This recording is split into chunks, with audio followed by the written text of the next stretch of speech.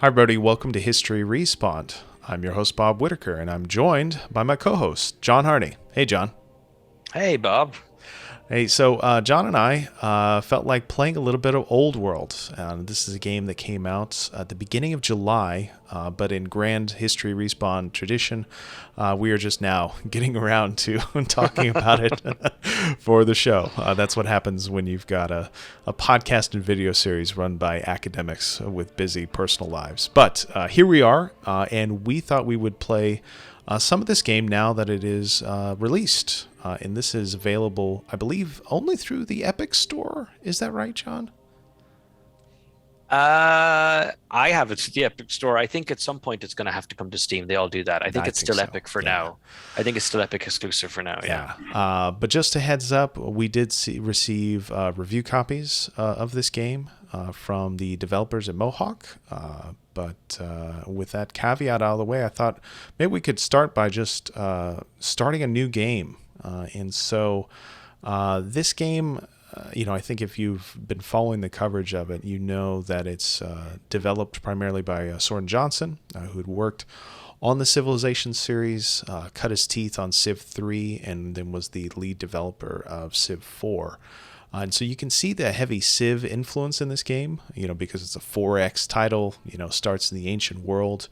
But I think after those kind of similarities, this game kind of charts its own course, and it has a lot of the DNA of, say, a Paradox game in terms of how it approaches, in particular, leadership. So the beginning of the game here, you've got a choice of various old world, ancient world leaders. You can pick Rome, Persia, Greece, Egypt, Carthage, Babylonia, and Assyria. And I have done a playthrough as, I think the Assyrians, and then also as Rome, and I enjoyed both. And I think it's interesting here, John, and just kind of thinking about the ways in which this 4X game is influenced by what Paradox has done. I think it's interesting that this screen provides you with, kind of a detailed avatar, these wonderful painted images that they've come up with. But then it also presents you with a bio in first person.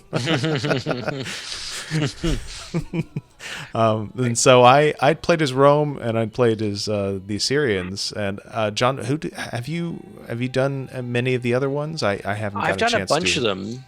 It's funny, I've started games with most of them. I spent the most time with the Egyptians, Mm, actually. And I've enjoyed that. She's kind of she and her lineage are kind of cool characters. I've kind of played them as warrior scholars a little hmm bit.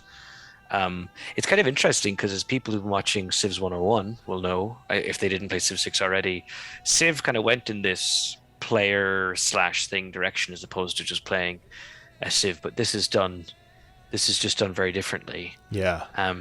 And it's kind of cool, yeah, because the bio slot, it looks like a Creator Kings thing. And then in the stats, it's kind of a Civ slash modern RPG. day Assassin's Creed Yeah. RPG type Yeah. thing. Yeah. Exactly. So in the Yeah. stats column, you've got different tech that this character can start out with, different units that the character can get, and then, of course, these families that your character, as the kind of leader of this civilization, these lower families that you have to contend with when you're running your empire. So it's kind of, again, you're still picking one leader and you're following their lineage through the game, but at the same time in a very kind of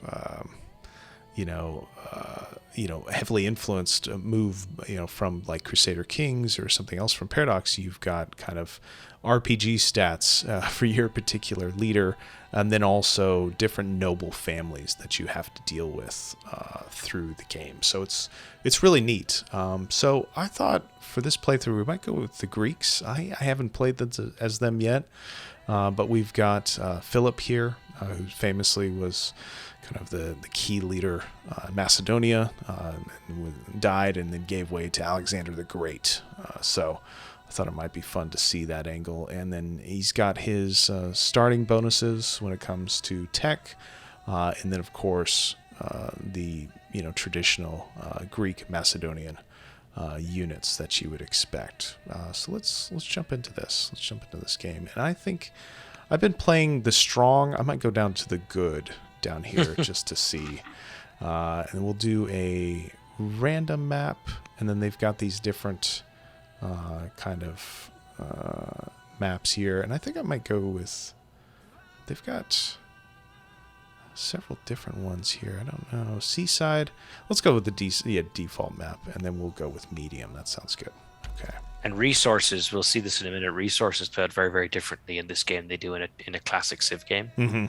So that all those maps are playing into that a little bit as well, I think. Yeah. Or some of those maps are. Yeah. And I think it's interesting too, with this game, really focused on the old world, kind of the era in which Civ games starts, but it goes at a very glacial pace. So you see here, you've got up here the year mark, and so you go through 200 years of history, and that gets you up basically to the era of what you might call late antiquity, essentially. Mm-hmm. And so it really does feel like the very beginning of a Civ game, but just tightly focused. Like if you were playing a scenario mode in one of Sid Meier's Civilization games.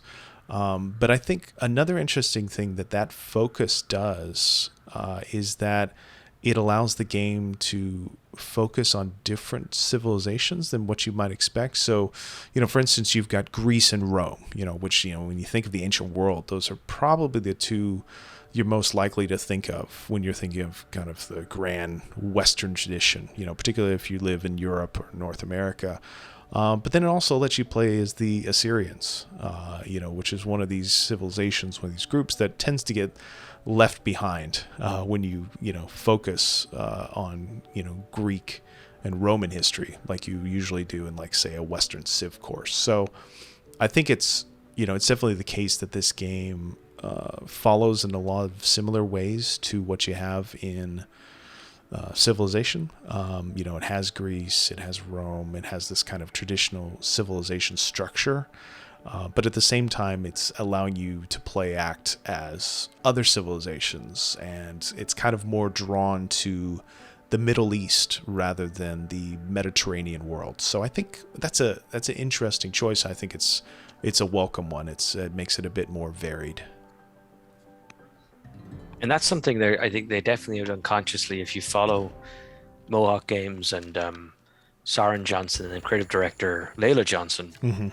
on Twitter and stuff, like, she'll occasionally share stuff. Like they thought about that. People like Cleopatra and some of the other leaders, this idea of kind of having the classic approach, but like we talk about this in History Respond all the time, right? Kind of like a diverse approach that actually is also, historically accurate, yes. Or at the very least as historically accurate as anything else. So you definitely have plus 40 culture. That's pretty good. Or acquire technology. So these little moments, it's funny, Bob, because these little moments actually, I think we should definitely talk more about the paradox kind of Firaxis Games marriage that's going on here conceptually. But this reminds you of Stellaris, which is a paradox game. Mm-hmm. But Stellaris totally took this idea from Civilization. And it's just interesting to me that, this concept of your scouts came upon a game mm-hmm. object, mm-hmm. especially in the early game. It's just funny to me that we're on iteration, who knows what at this point. It's just kind of fascinating. What are you going to do here? This is tricky. I'm going to go with the tech. Yeah, I'm going to get aristocracy. And it's interesting. I think that this game, and because Soren Johnson was the lead developer of this and Civilization 4, I actually went back and I loaded up the base version of Civ 4 just to see what that was like. And I would say that this game shares a lot of the same kind of look as Civ 4. A lot of the artwork looks pretty similar. The way that the units move is pretty similar. Mm-hmm. But what it helped me realize is just how much things have changed in 4X games in the past 15 years or so. Because I started Civ 4 and I was at this moment here where I'm, just playing the early game, and it takes so long to get to interesting things. It takes so long to get to really interesting decisions. Whereas in this game, it puts an interesting decision right in the first moment, right in the first mm-hmm. turn of the game. Like that is a huge change that's happened over the past 15 years. I think it's interesting when developers of extremely popular games or very well loved games move on to the next projects. Like Back for Blood just had an open beta this past weekend as we're recording, which is from the Left 4 Dead guys. And Bob, I know Left 4 Dead is a game very close to your heart. Definitely. And they've kind of said to hell with it, we're just making a sequel. Other times people go out and you're not sure what they're going to do. My reading of this particular game, I think it's clear to me that there were things in Civ that Johnson in particular wanted to not correct, but like the kind of driven. I think he had his own, I'm sure he had his own vision driving the game because it's quite a good game. But you think about things like that, like you said, there's a decision the first turn. The families are a great little way to try and stop all your cities from just seeming like the same bloody thing. X amount of time into the game. And then the slow pace. I do like this game. I kind of wish I could do the space race stuff you do in Civ, but one of the great advantages of their approach here is that you're not really getting that, what's sort of looking apocryphal. Maybe that's not the right word, but like completely out of chronology mess of like, US 1945 era Marines fighting chariots. That doesn't really happen in this game, and that's nice too. I like that. Yeah, definitely. And I love the fact that, in addition to these sort of, there's some gold there. In addition to having this kind of traditional each turn moving your units around the screen, you've also just got these random kind of events that occur. For instance, we just had an event in which we were trying to decide how to educate young Prince Alexander, and so we chose tactics. So it's like every turn there are not only the usual decisions that you expect with 4X games, where to move your units, but there's also these kind of RPG inspired decisions that you have to make about your characters and what's going to happen to them. So it's kind of a multi-layered approach to the same sort of philosophy, which going off of Sid Meier, games are successful games are games that give you a lot of interesting decisions, and this game really does that well. I think another thing about this idea of the hybrid of the Paradox and the Firaxis, or the Paradox and the Civ, is that he's not just, or the development team are not just people who like Crusader Kings and wanted to bring in the idea. You can see that they thought about it because they haven't just brought it in completely. And I think there's an understanding, the Paradox games can be very intimidating, and that's fair enough. But the reason they get intimidating is that the individual layers are not necessarily complex. They're quite fun to get a hold of them. It's they just kind of keep adding on top of each other till it gets a lot to deal with. And so I think this game, you used the word layer just a few minutes ago. They understand we can take a certain kind of a ruler layer and the kind of that, transitioning through time. So this game is a similar thing to Crusader Kings 2, where my guy now, she's 50. Her stats are really good, right? Her legitimacy is really high. She's a force, and I need to kind of capitalize on her. Yeah. Because her kid is going to need some time to get there when they take over. And so I like that. I think it's clear that they've thought about that kind of thing, like what does our game look like and what do the different layers look like for us.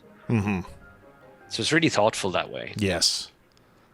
Yeah, and you're constantly left thinking, because of these kind of interludes where you've got your heir and their training, you're constantly thinking about what's going to happen 10 turns down the line. Right. And you kind of think like that already when you play Civ, especially when it comes to technology and research. But in this game, it gives you an added layer of something else to think about, for 10 turns down the line. And I just think it's this kind of multi-layered approach to the same philosophy. It's like, well, instead of like Civ 4 or Civ 5, instead of waiting, 20 turns until you get to some interesting decisions, why don't we just do that every single turn? It puts everything up front, right? Because you're there in Civ. I mean, the way I look at it, you're there for those decisions. You're not necessarily there for the early game exploration, right? Maybe some people approach it like that, but I like getting to those kind of inflection points, those decisions, and I think this game puts those front and center. So I want extra movement with Alexander when he gets older and gets to be a general. So I'm gonna do horse and running races to find the swiftest among us. Younger players must wonder why we ever played those games. That's kind of like I was gonna. So Bob, I haven't asked you this. I'm gonna ask you for the first time while we're recording. Kind of from an historian's perspective, what do you think about like the decision you just went through? The game asks you to make decisions about your offspring a lot, and also actually other family members, Mm-hmm. and then if you've cultivated a really strong relationship with, so you're playing as Philip right now, Yeah. Greece. If you and the Romans get really close, it's actually you and the Roman leader get really close. And if the Mm-hmm. Roman leader passes away and their heir doesn't like you as much or whatever, it changes completely your Yeah. relationship with that other. So that's a big break from Civ. I'm talking from our point of view as historians, the individual versus that classic Civ national God view scope. So I don't know. Have you thought about that much? Like, I'm curious to hear what you think of that. Well, I think it kind of reflects, and I don't think this was really the intention of the developers. I don't know how much they thought about it, but it kind of reflects the notion that of the great man theory, right? This idea that big decisions are made by the people in charge, and a lot of, say, for instance, foreign policy is determined by personal relationships rather than kind of the will of the people, as to what you would expect with a democracy, for instance, or even a classical republic, right? But I think that kind of line of thinking, or that kind of setup for this game, is based more on gameplay mechanics rather than kind of making an historical argument. So I think if you're thinking of this game focused on your family, and I'm trying to see succession here.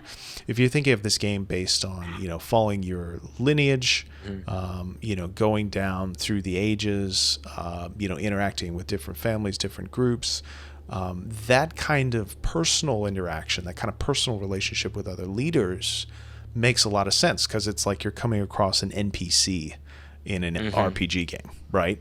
But I think as a historian, that kind of scale of thinking is a bit troublesome, because I think it often doesn't reflect reality.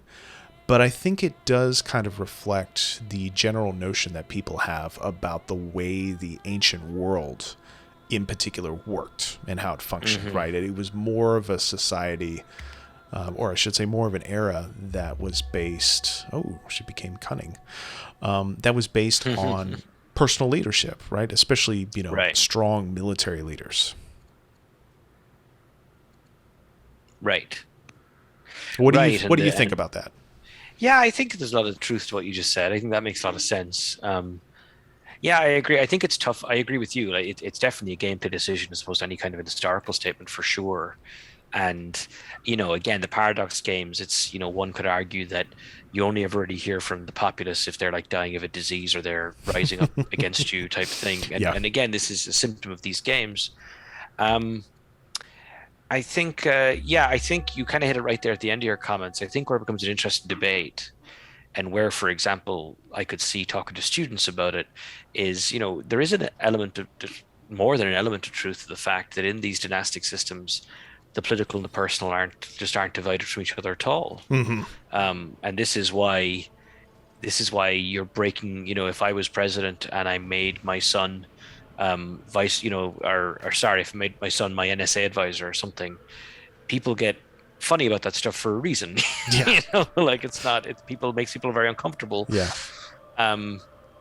But as you say, it's not quite as simple as taking care of your relatives. So yeah, I would broadly agree with you, but I think there's something interesting there, and I wonder about the extent to which Old World is hitting a sweet spot between a Paradox game and what Civ is trying to do for that kind of to generate that kind of a discussion.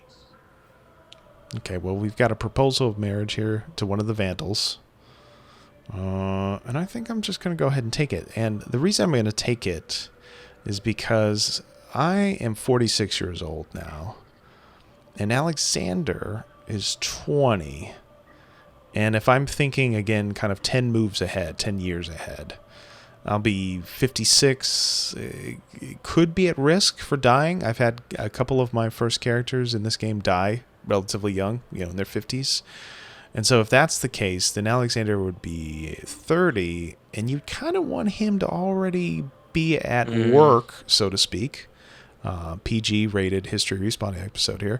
You'd kind of already like him to be at work on producing his own heir. So even though this is maybe not the best match that I could find, it's probably one that's the most practical. So I'm going to say, let's go for it.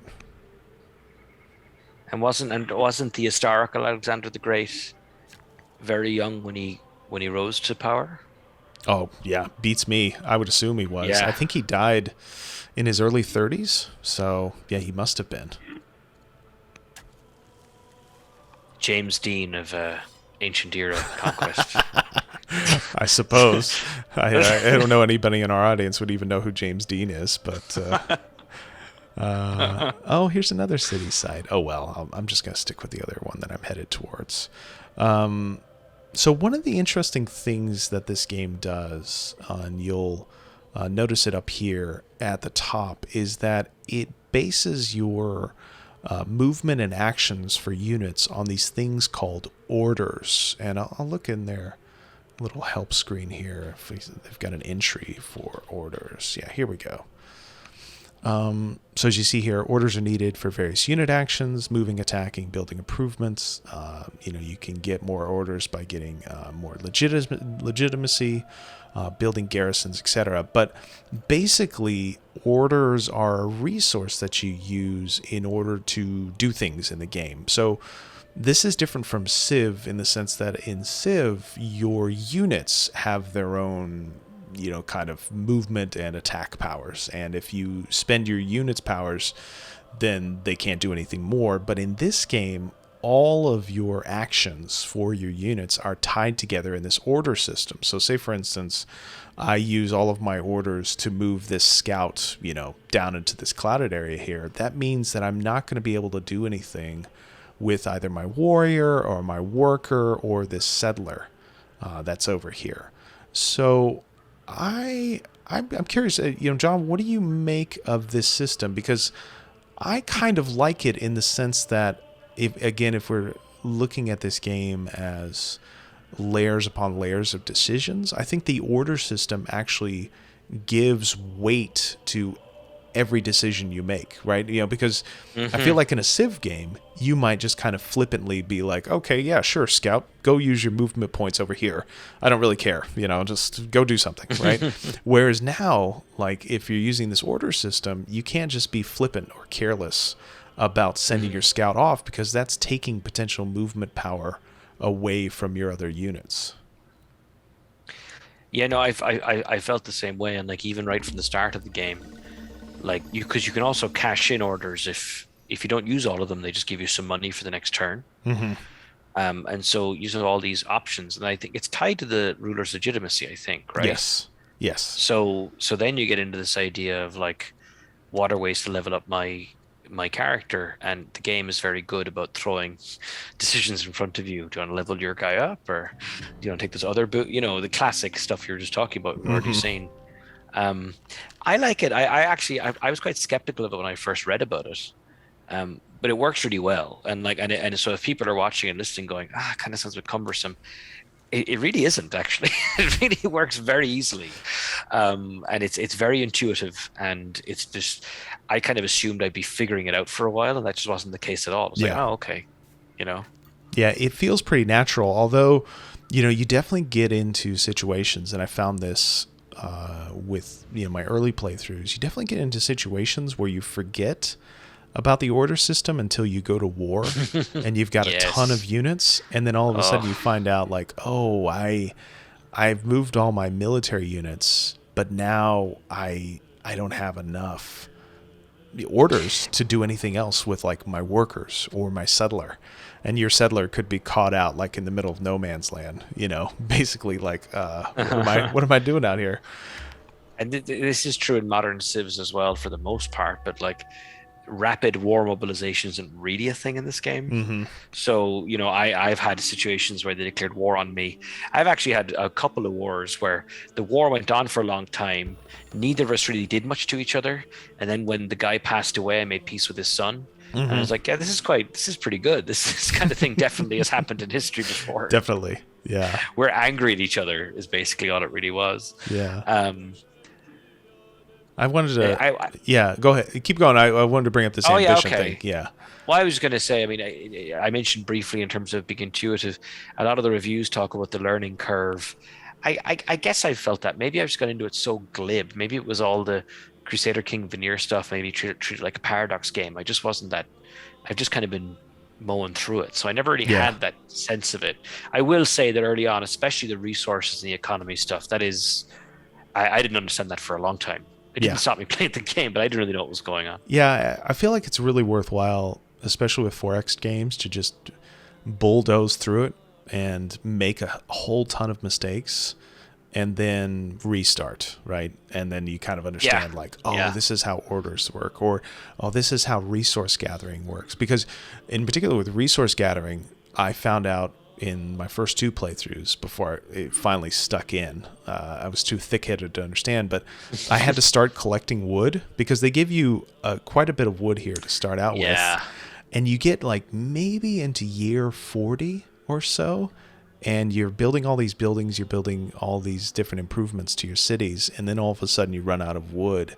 And I kept going like, well, what am I supposed to do? How am I supposed to do this? And I forgot that this was a game developed by somebody who made Civ 4 or Civ 3. And so it's like, oh, my workers have to go out and get wood, or like, my workers have to go and do this for me, right? And so I didn't put two and two together until I had messed up horrendously twice. And so, and then I also didn't realize that I could go up here and I could actually Just buy. buy it. Yeah.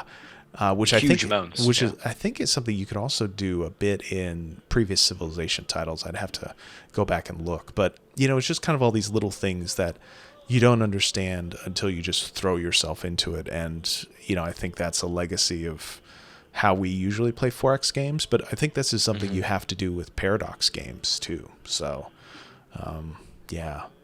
Like this ambition thing right here. Yeah, which is yeah, big thing yeah. in Go Crusader for Kings, it. Yeah, yeah. Well, So you go. I'm teeing you up. oh, we're all pros at this. So during the course of the game, you get these moments where you can select an ambition, and basically this gives you an opportunity to fulfill a quest, kind of a side quest, as you were playing the game. And so you get these different ambitions, and they come with different bonuses along with them. So here we've got kill 5 military units, and then on completion, you can see at the bottom it's got plus 10 legitimacy, and then one of your the noble families will have a better opinion of you.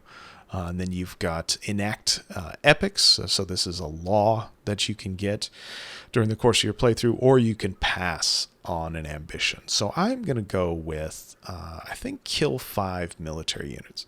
That seems like a good one because you get legitimacy along with that, and then that increases orders. But basically, all I wanted to say about ambitions was that, this is something that is taken, I think, to a large extent from Paradox games, but I think it's also something that's made its way into recent Civ titles, particularly the DLC for Civ 6 has got some of this in it. And I think it's a really great addition to 4X games because it gives you kind of a mini goal to aim for while you are also playing through the game to get to your ultimate objective of winning. So I just think it kind of feeds into the RPG aspects of modern 4X games, where it's like you've got your main quest and then you've got your smaller side quests that you can do along the way.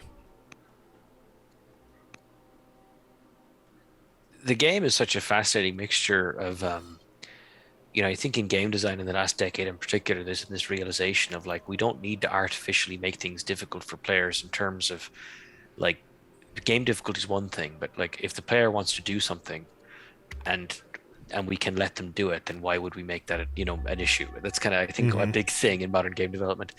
And then in the kind of classic stuff, like you mentioned a minute ago, the worker is back. Yeah. No more of this disappears after 3 turns crap. Look at him. You know, Look at him look at working. him. He's gonna live for centuries, this guy. I, I, the amount of time I have gleefully spent on building roads in this game. Forget this send a caravan to the next city nonsense. Oh, I love it. It's It's fantastic. You fantastic. could just crisscross your entire kingdom in roads if you Love it. want. Love it. Love it. This guy, younger worker here. I mean, he's going to be building farms for decades. This is fantastic. I love it. At various religious shrines. The game is Yeah. constantly telling you to build shrines. Oh man.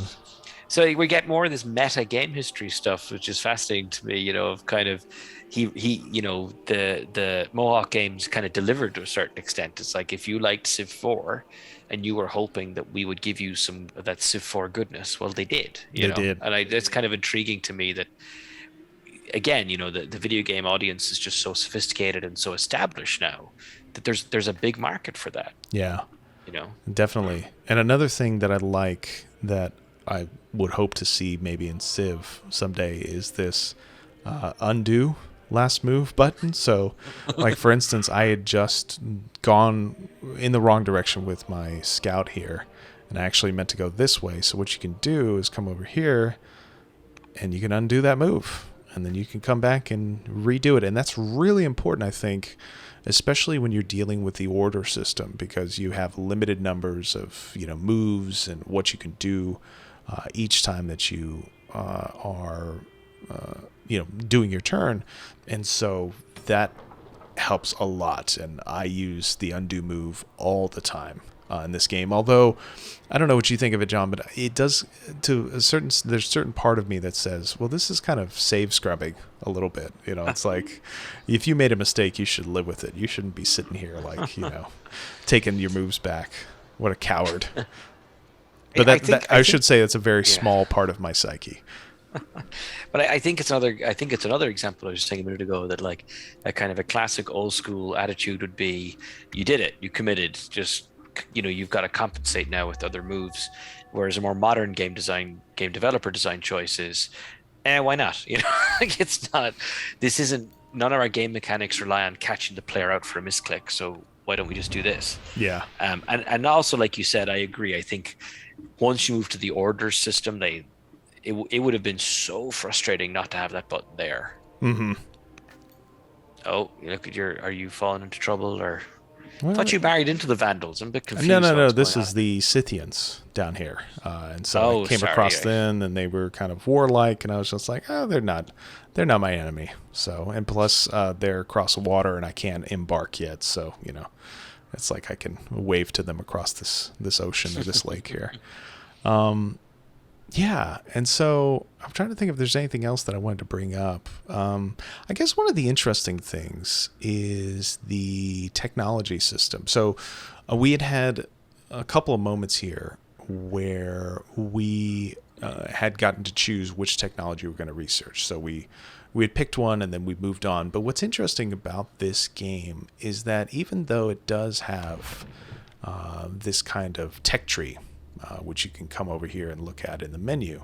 Even though it's got one of these tech trees, it doesn't allow you to just simply follow the tech tree in kind of a linear fashion, right? So you can't just go like, oh, I'm going to pick citizenship here, and then it's going to research everything along those lines. Instead, you are presented with a series of tech cards that you pick from. And so these tech cards give you the opportunity to kind of change track. Like, so for instance, if you are, well, actually I should go back to the other screen.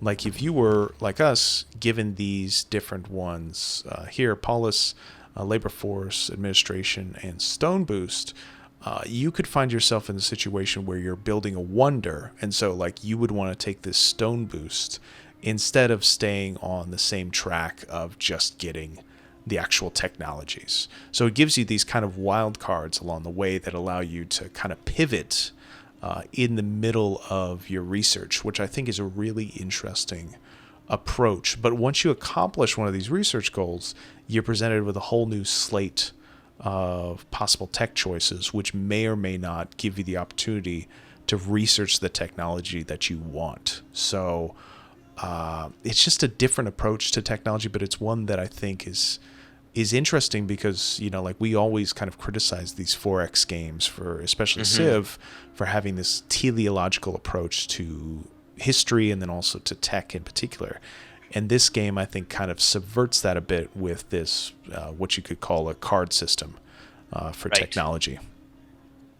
I think as well, I think that ties into one of the things that intrigues me about this game from an historian's point of view, which is, I think, partly for gameplay, but also partly for storytelling reasons. And you could lump history into that, I think.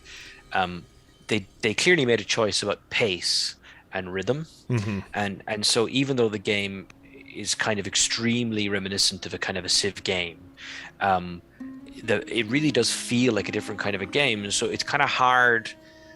You can kind of tailor your game to be very heavy into research, but it's really hard to just take off research-wise the way you kind of can in a Civ if you want. And so that actually affects cities for me, where I find that, those kinds of classic set your city to generate this much of your kind of resource culture points a turn or whatever is just a much more viable thing that I'm way more likely to do. I never do that in Civ games, It's like, no, I can build, I could do with an aqueduct, that'll work, And so it kind of had me thinking about the cities differently. And then similarly as well, the way that, the game is a beautiful looking game, but you can see here as Bob's workers are building all these different kind of improvements. And yes, modern Civ has done this too, but like the city and the tiles around the city are taking on these different kinds of a different identity. So I kind of thought of my cities differently, which I think, which I thought was pretty fitting actually, in a kind of a old world Civ type game, and that it was tied into that kind of approach to tech. And the whole game really is like there's no rush, like just work your way through these mechanics. So that was good. Yeah. Okay, well let's why don't we, I think we've seen quite a bit of the early game here. We haven't really done any fighting, but that's probably fine. I mean, I don't know if anybody really needs to see that. It's got I think a pretty good AI running the computer, right? So you can see one of the things that I've noticed with playing this game is that the AI likes to build a lot of units very quickly, but they don't necessarily train up those units. But I would say that in the combat that I've had so far, and you can see an enemy slinger here, and then we've got some enemy warriors up here, Babylonia's warriors, is that they are aware of the kind of important strategic points in their own land. So, for instance, I've had some battles where, say, for instance, there's a enemy city here where this barbarian village is. And so there's a natural choke point here in the Pyrenees. And so the enemy AI will funnel a lot of their units to this choke point, trying to create a kill box for your units. So, I mean, it's not the type of high level strategy that you might expect, if you were playing a human opponent, but it's pretty good. I think it's compelling enough, I think, for a 4X game. All right, well, let's step out, and I wanted to show people watching this, I wanted to show them a bit of what the late game looks like. And so, should I save this? Maybe I'll save it. Let's save. I was going to show them what the end game for this looks like. And in particular, I was going to show them one of my early playthroughs. Yes. And so I've got this in-game Rome save here. So let's take a look at this. And this will give us an opportunity to talk a little bit about the kind of the end of the game and then the victory conditions for this game. Hopefully it opens up pretty fast. Let's see. Hopefully it doesn't crash. Fingers crossed. Fingers crossed. Uh-oh. Oh, there we go. Phew. That was close. I would say that, this game did come out a month ago, but it's run very well for me. I don't think I've had any major crashes here. Okay, so this is one of my playthroughs. This is as Rome. You can see I've got Remus over here is in charge, and in this playthrough I was up against the usual suspects. I had the Assyrians over here. I had the Greeks, which I took over. You can see Pella down here, which I've taken over with some units. And then I've got the Babylonians here as well. And I think, did I also take out... Yeah, I took out the Persians with Parsa here. So this is a bit what the game looks like near the end. You can see all the major improvements I've done to the city. I've got the Acropolis here. I think the pyramids are down here, some of these wonders, and then all of these mines and quarries and various other improvements that dot the landscape. And then I've gotten some higher level units, so you can see I've got these axemen who've got a lot of experience. I've got some archers and some relatively late game units, camel archers as well. These are good units, but this is at the point where I am about to achieve victory. So let's take a look and see what that looks like.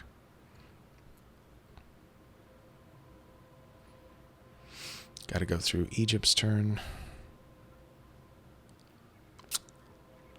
Sometimes near the end of the game, just like any Civ game, this process of waiting for your enemy to go takes a little bit of time here.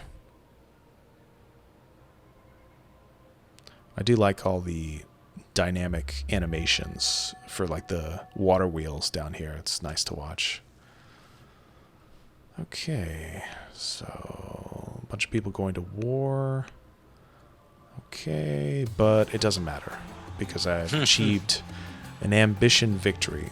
So we had talked about ambitions earlier, and one of the victory conditions for this game is to achieve 10 ambitions. So that's what I did with this game. So those small in-game side quests can actually build up to a victory. And so I thought I would look here at the timeline. This is kind of a usual thing you get at an end of a Civilization game, and you can actually watch the progress of your game and then also see the previous leaders that I had in this playthrough. And so I had gone through to 150 in the game timeline, and then you can play the events in the game, and you've got the founding, and then you can jump forward, and you can jump well ahead to when another ruler takes control.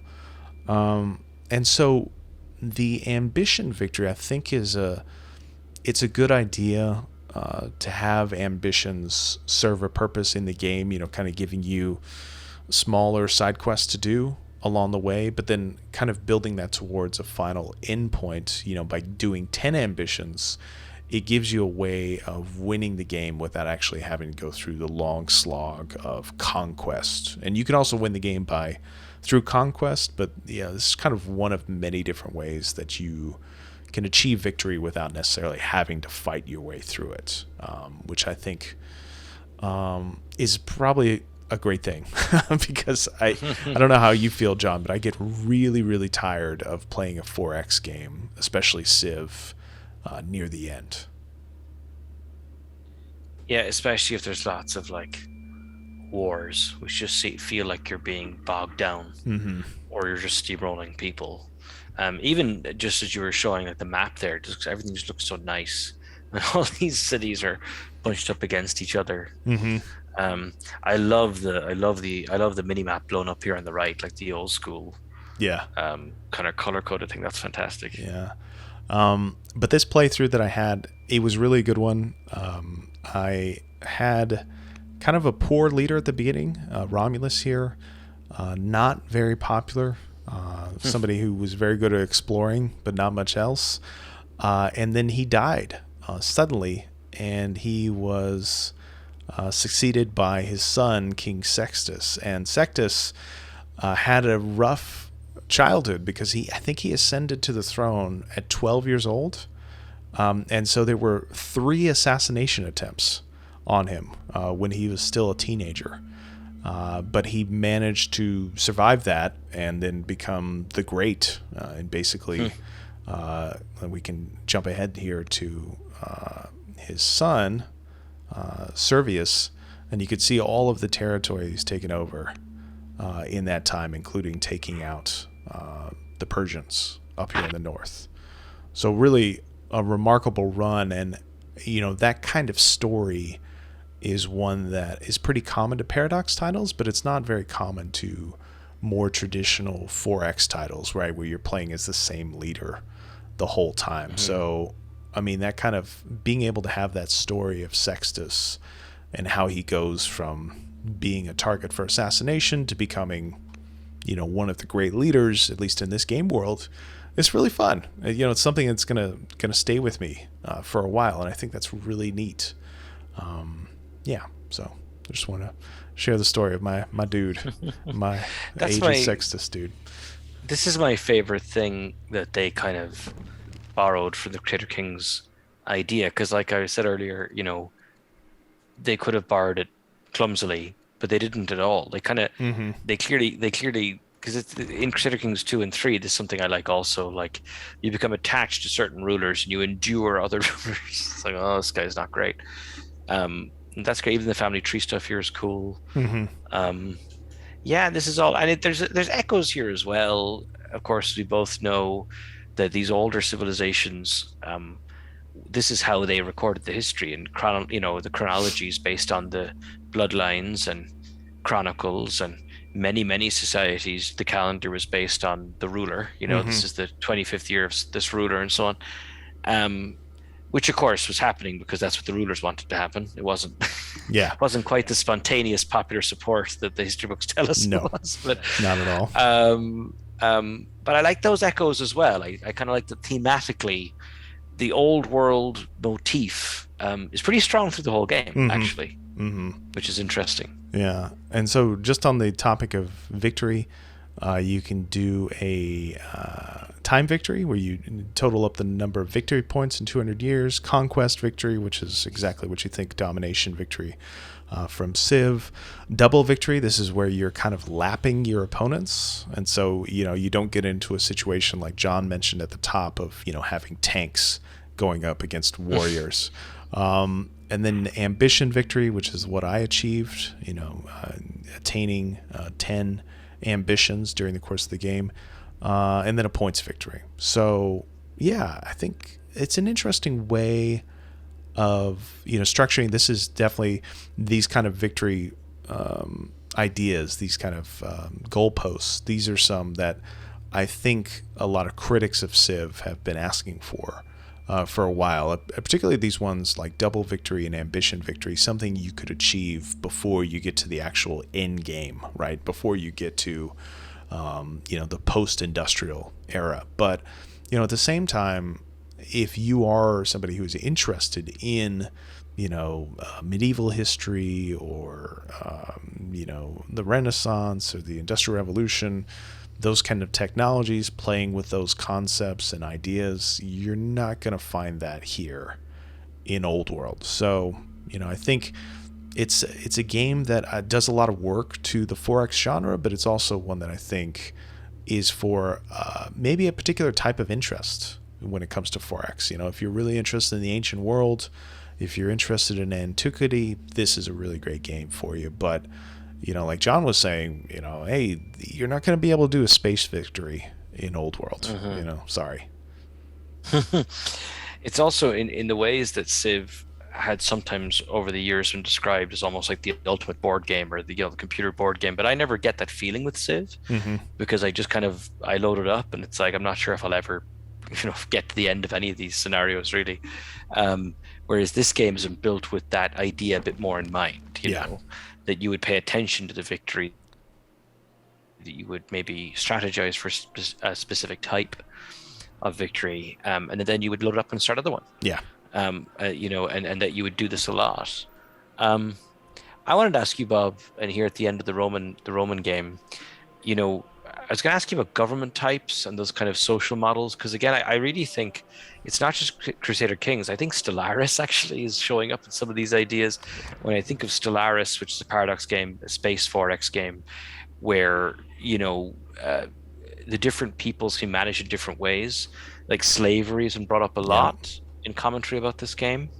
Um, yeah, and people have different kind of ideas. Like, what do you think? I'm curious to hear what you think of the legal slash social kind of structure stuff the game has gone for. Yeah, I think, and this is the law screen, so you get opportunities throughout the course of the game to choose laws in the same sort of way you would ambitions, and they give you different bonuses. And I would say that this game, it does bring up the topic of slavery and serfdom, but I would say that when you're comparing this game to, say, Civilization, I would say on the one hand, this game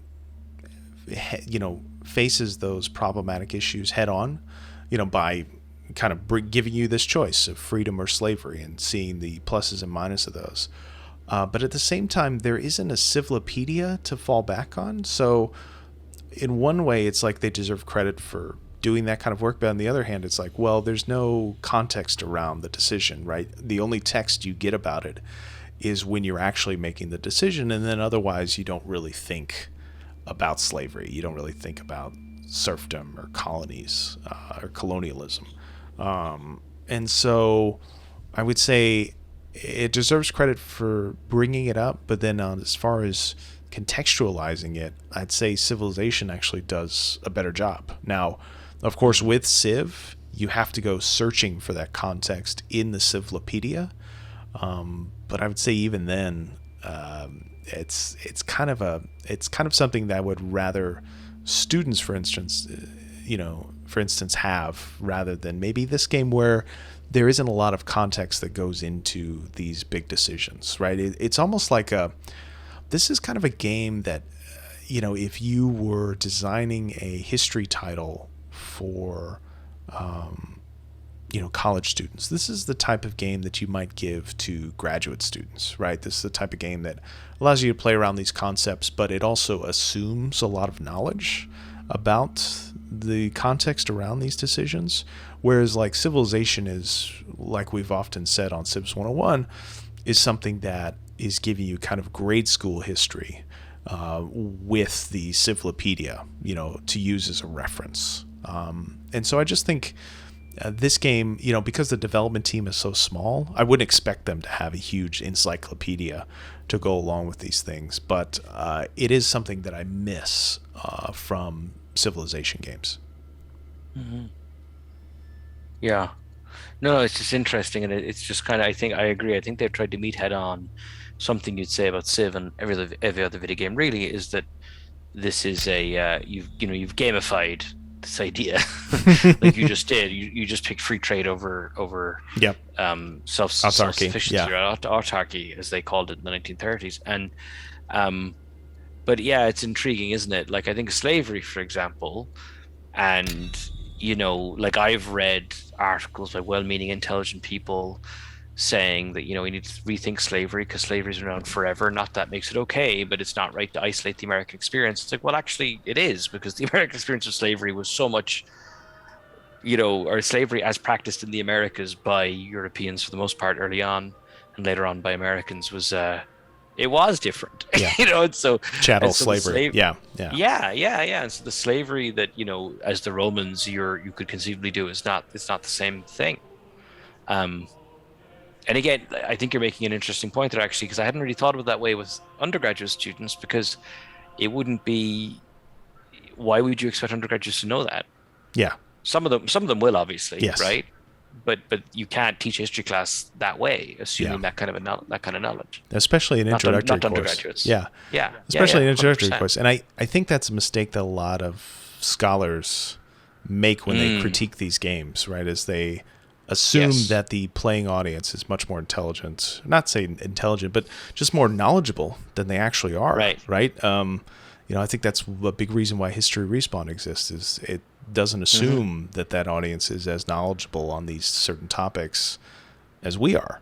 And that comes I mean, from yeah, classroom experience. It comes from meeting students who have never really thought about slavery before, right?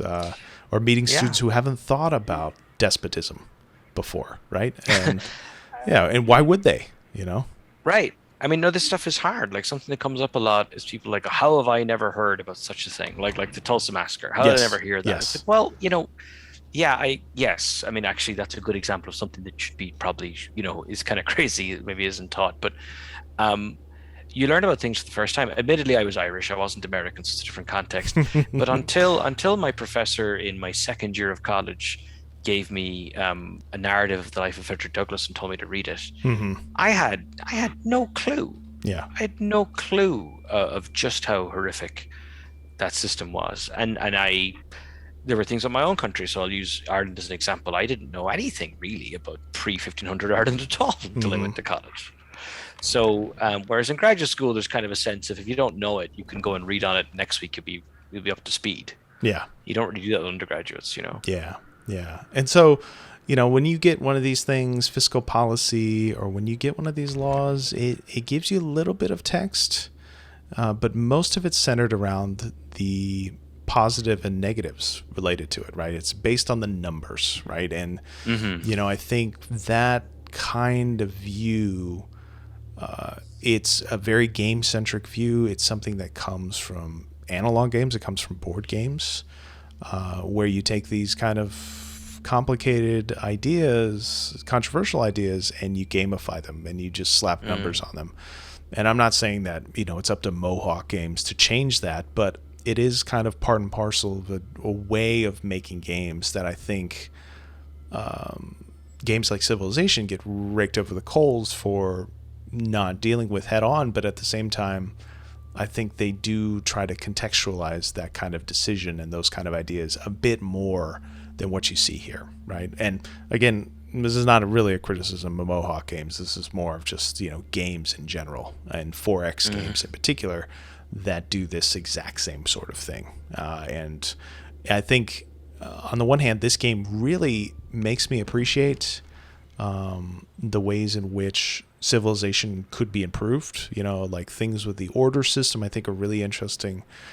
The way this game handles technology, I think, is really great, really clever.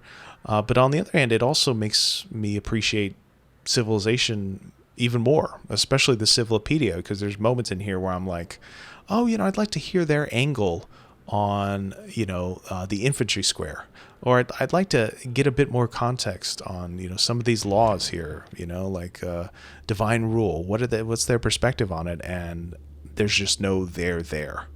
And that makes me miss the Civilopedia. But at the same time, the Civilopedia is hard to replicate. Like when you think of it, it's a document that they've been working on for 30 years and they've been adding to and adjusting.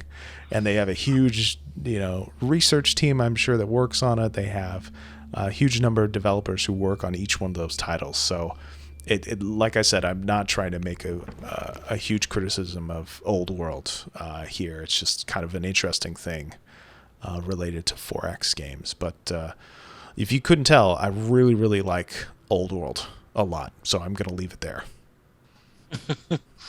I think it does a really good job actually of like we've talked about Civil Op, but I think that's because Old World is simultaneously such a great like example of a 4X game. It's a very 4X Mm-hmm.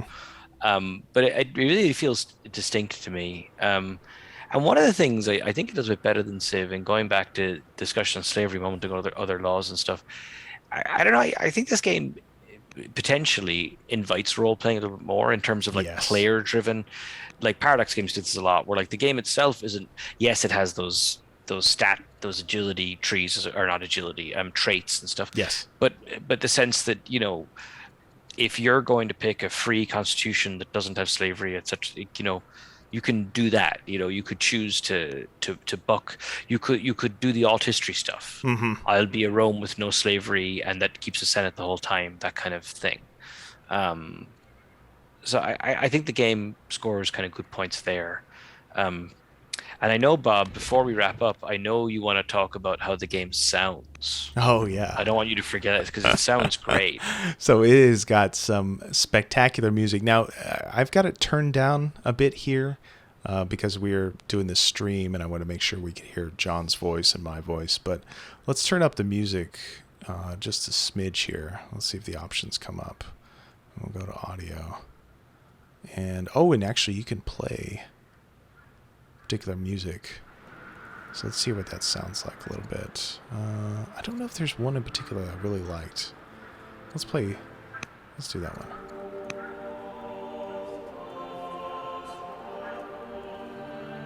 Which is just beautiful. Well done music.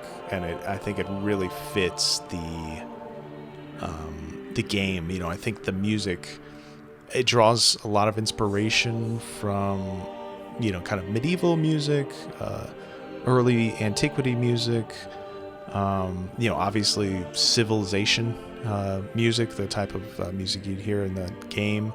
But at the same time, even though the inspirations are kind of varied, they all seem very well put together and stitched together in the game. And it's just a fantastic soundtrack.